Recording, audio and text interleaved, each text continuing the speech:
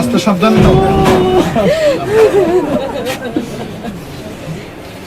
এখন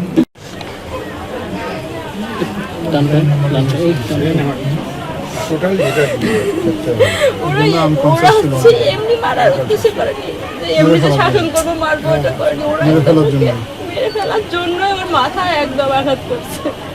ওদের বাসাও কি পাশে? একসাথে একদম আমাদের মানে ঘরের বেড়া শেষ আর ওদের বেড়া শুরু, একসাথে বাসা। তোমাদের সব আমাদের জ্ঞাতি গোষ্ঠী হয়? কোনো জ্ঞাতি গোষ্ঠী নেই, আমার শ্বশুর হচ্ছে একাই, কোনো ভাই নাই। আমার স্বামী তো মারা যাওয়ার আজকে 4-5 দিন হলো প্রায়।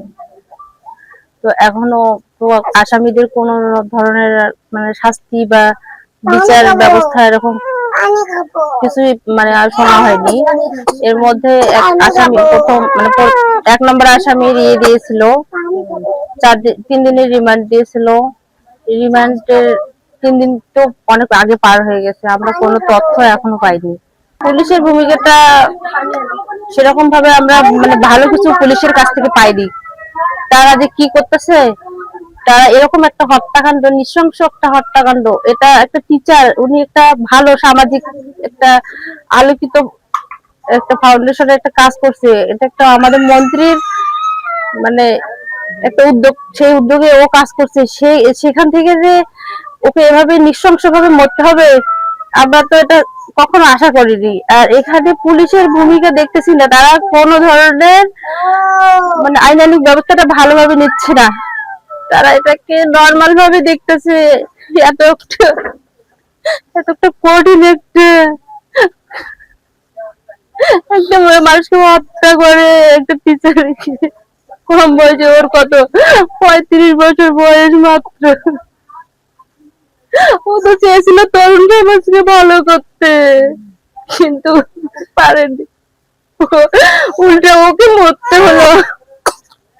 আমরা তো এটা আশা করিনি, আমরা চাচ্ছিলাম সমাজটাকে ভালো করতে, সেই সমাজ অন্ধকারে থেকে গেল।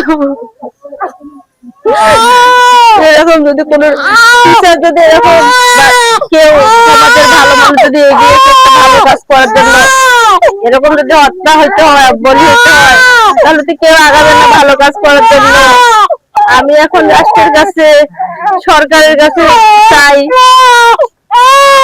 আমার স্বামীর হত্যার বিচার চাই, তাদের আমি ফাঁসি চাই।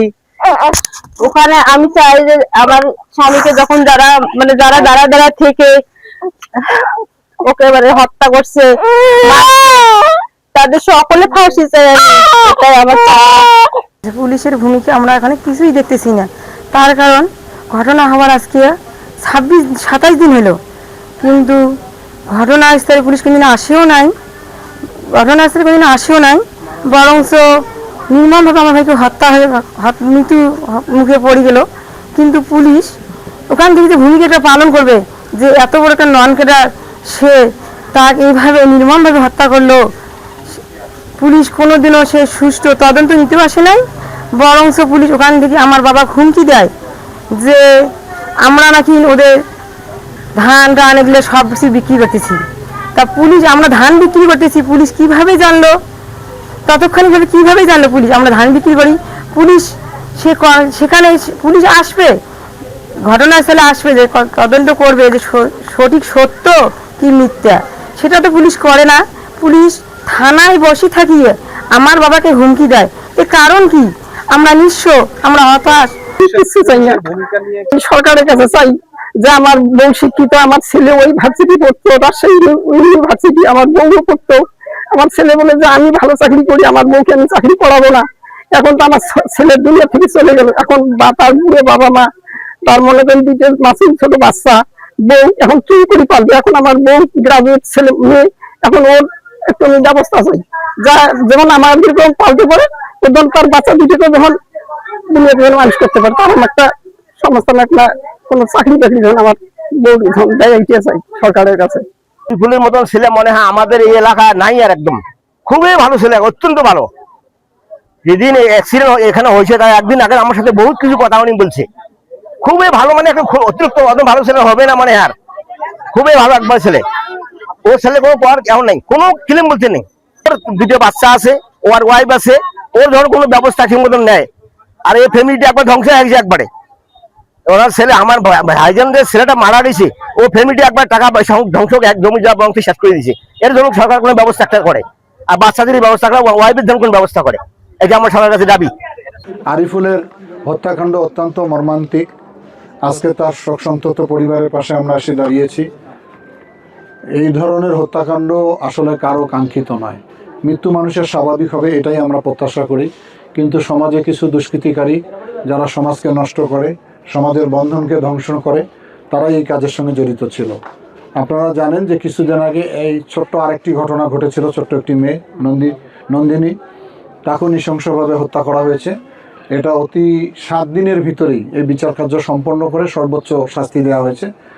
আমি মনে করি যে অতি অল্প সময়ের ভিতরে এই তদন্ত কাজ শেষ করে দ্রুত সময় চার্জশিট প্রদান করা হবে, এবং চার্জশিট প্রদানের মধ্যে বিচার কাজের মাধ্যমে তাদেরও দৃষ্টান্তমূলক শাস্তি দেওয়া হবে। সবচেয়ে বড় জিনিস হচ্ছে যে আজকে এই পরিবারটা অসহায় হয়ে গেছে। তার 2টি ছোট বাচ্চা, সবশেষ ছোট বাচ্চাটা সে বাবাকে দেখতে পারেনি। তাদের যাতে কর্মসংস্থানের ব্যবস্থা করা যায় সেটা ব্যবস্থা আমরা করব। এবং আবারও বলি আমি যে যারা এই সমাজের আইন শৃঙ্খলা নষ্ট করে দিচ্ছে, যারা সামান্য ঘটনাকে বিশাল আকার তৈরি করার চেষ্টা করবে, তারা সমাজের শত্রু, দেশের শত্রু। তাদের ব্যাপারে আমাদের কোনো ছাড় হবে না। যেখানে যে অবস্থায় থাকুক, যেখানে অনুসন্ধান পাওয়া হোক, তাদেরকে আমরা আইনের আওতায় গ্রেপ্তার করে শাস্তিমূলক ব্যবস্থা করব। না, আমি যতটুকু শুনলাম যে ওনারা আর একটা জিডি করছে এই ব্যাপারে, সেটা জিডি রেকর্ড হয়েছে। সকালে ভারপ্রাপ্ত কর্মকর্তার সঙ্গে আমি কথা বলেছি, আজিজ মারির সঙ্গে, যে জিডি আপনি এন্ট্রি করবেন, সেইভাবে কোর্টে নোটিশ করবেন, এবং যারা এই ধরনের হুমকি দেবে তাদেরকেও গ্রেপ্তার করতে হবে।